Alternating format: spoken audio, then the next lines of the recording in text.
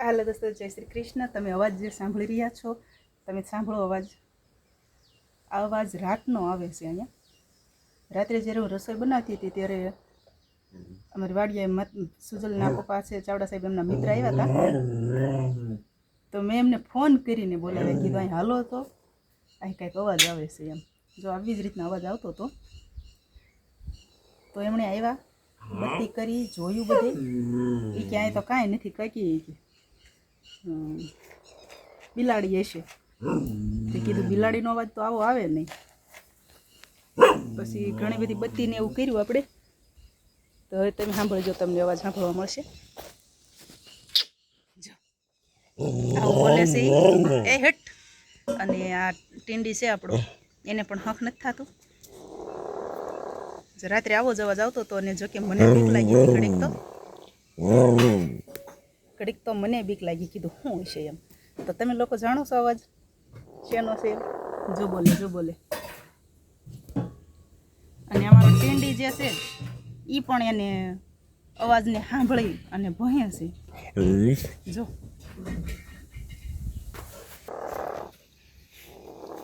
આખી રાત આવો અવાજ આવ્યો છે। અને અત્યારે જતા અમે સુજલના પપ્પા એ ખોલ્યું છે, એ વસ્તુ શું હતી એમ, આ છે એ વસ્તુ।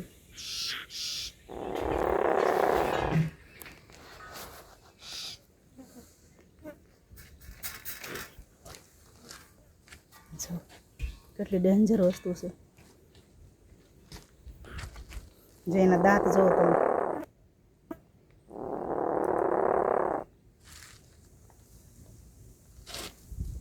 આખી રાત આણે અવાજ આવા કર્યા છે।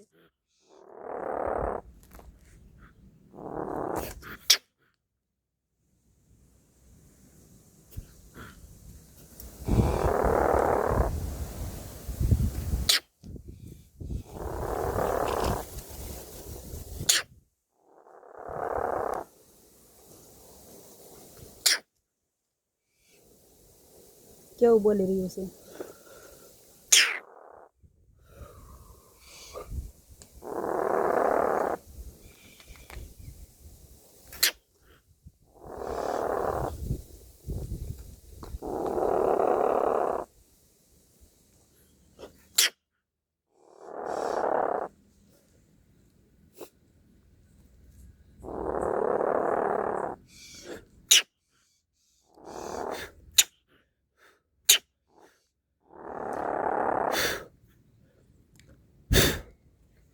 હવે આપણે આ જીવને હેરાન કરવાનો ઈરાદો જરાય નથી, પણ રાત્રે જે અવાજ આવતો હતો એ અવાજને સાંભળીને અમને બીક લાગી ગઈ હતી। કીધું કાંઈક તો છે, કે જે પહેલી વખત અમે આનો અવાજ સાંભળ્યો। રેવીસી તો વાડીઓમાં 20 વર્ષથી, પણ અવાજ ક્યારેય સાંભળ્યો નહોતો। આપણે આજ પહેલી વખત આનો અવાજ સાંભળ્યો છે, અને જો હજી પણ એ બોલી રહ્યો છે।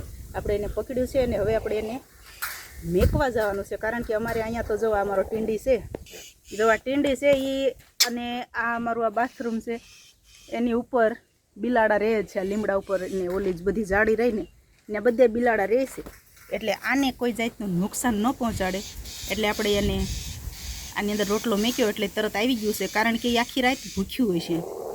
એટલે આપણે હજી આને લીધું જ છે પિંજરામાં, અને હવે આને મેકવા જવાનું છે। જે આપણું નેપિયર ઘાસ છે, આપણે આના પહેલાં એક વિડીયો બનાવ્યો હતો, એને જે રાત્રે અમારે વાડીએ જે પરબતભાઈ આવ્યા હતા, એ કે એ જબાદિયું કીધું ને, કેવું કીધું હતું? જબાદિયું। તો આની પહેલાં આપણે જે વિડીયો બનાવ્યો હતો, 3 બચ્ચા હતા અને આપણે નેપિયર ઘાસ વાળતા હતા, એને જબાદિયું કહેતા હતા। એ ભાઈ કે આ તો જબાદિયું છે એમ। તો આ નોળિયાનું બચ્ચું છે, અને જ્યાં એ બચ્ચા અમે વાટતા હતા ને ત્યાં નીકળ્યા હતા ને ત્યાં જ જઈ અને આપણે આને પણ મેકી આવશું, કારણ કે એ અગોચર હોય એટલે એને આવા કોઈ બિલાડી કે કૂતરા કે એવું કાંઈ હોય એને હેરાન ન કરે અને એને શિકાર ન કરે। એટલા હાટું આપણે આને પકડ્યું છે। આપણે આને હેરાન કરવાનો જરાય ઈરાદો નથી। ઓકે બાય, જય શ્રી કૃષ્ણ, ખુશ રહેજો। તો આને હવે આપણે પોતે જ મેકવા જઈ રહ્યા છીએ, કારણ કે કોઈ પણ જીવને આપણે હેરાન કરવાનો ઈરાદો જરાય ન હોય, પણ આને બિલાડા અને કૂતરા અમારે ત્યાં હોય જ છે, એટલે આને શિકાર કરતા વાર ન લાગે, એટલે આનો શિકાર ન કરી જાય એટલા માટે આપણે આને મેકવા જવું પડે છે, અને એટલા જ માટે આપણે આને પિંજરામાં લીધું છે।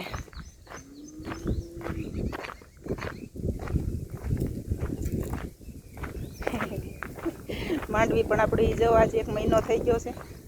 ગયા 24 તારીખનું વાવેતર છે, 24/6નું.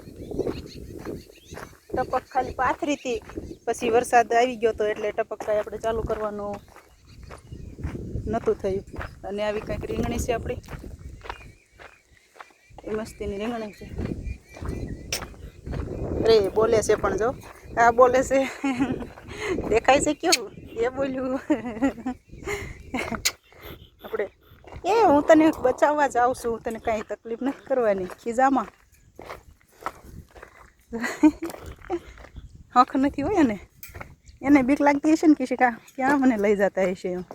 જો આવું બધું હોય ને, આની અંદર આપણે એને મૂકી દેવી ને તો પછી એનો પોતાનો જીવ બચાવીએ, કે પછી કૂતરા કે બિલાડા આમાંથી એનો શિકાર ન કરે. અને આપણે નેપિયર છે એવું મસ્તીનું, એટલે આપણે અહીંયા જ એને મૂકી દેવી. જો હજુ એ બોલે છે. ઓલી બાજુ મોટું નેપિયર છે, ત્યાં જવા દેવી. અહીંયા એને સેફટી રહે એમ. આ બાજુ જો હોય વાડ છે, તો એને વાડમાં પણ જવું હોય તો પણ એ જઈ શકે. કદાચ એવું શિકાર જેવું લાગે તો એ વાડમાં જઈને પોતાનો જીવ બચાવી શકે. ચલો શાંતિથી આને ખોલી નાખો. એટલે ખોલો.